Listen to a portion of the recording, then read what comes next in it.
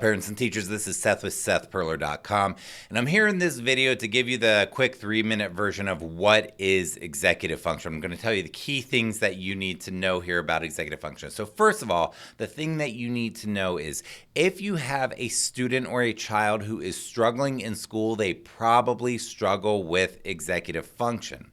So basically, if you have a student who has a lot of late work, missings, incompletes, and things like that, and they're struggling to navigate school and to stay on top of things, and the wheels are coming off, and you say things like that, they're probably struggling with executive function. So what's happening is the brain is still developing. The brain develops from the back forward, and the prefrontal cortex of the brain is the last part of the brain to develop. And the front part of the brain is the part of the brain that helps us to execute tasks.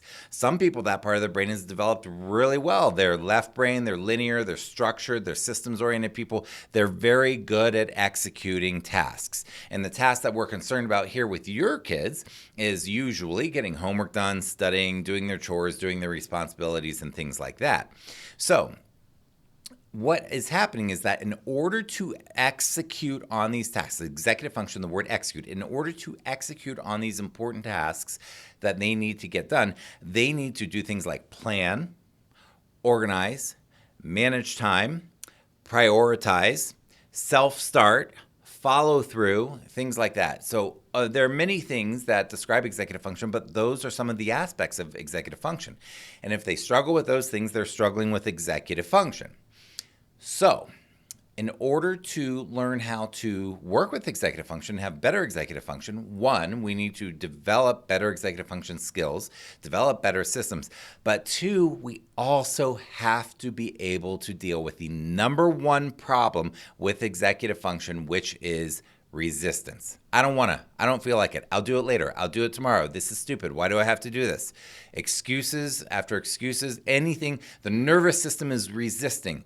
We feel threatened. We don't feel like doing it. It's not fun. It's not engaging. We don't want to do it for whatever reason. And that's a problem, because when we are planting seeds to have a great future, we want our kids to have awesome futures. We don't want them to have mediocre futures. We certainly don't want them to have a bad future. But in order for them to have a good future, they must learn to overcome their own resistance, to be able to execute on tasks, to get things done so that they can accomplish their own goals, so that they can have more choices and freedom and possibilities in life. So that resistance has to be dealt with in a positive way.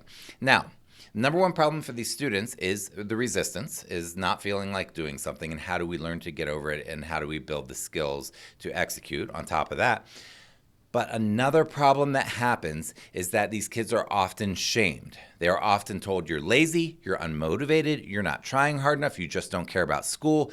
Teachers and parents and adults imply that this is a matter of willfulness. And this is the most important thing to get through in this quick video here, is that this is not a matter of them just being willful. That is a shallow, ignorant, uneducated, message that we often convey. Now, I don't want to shame you adults if you convey that, because many of us have. That's how we grew up.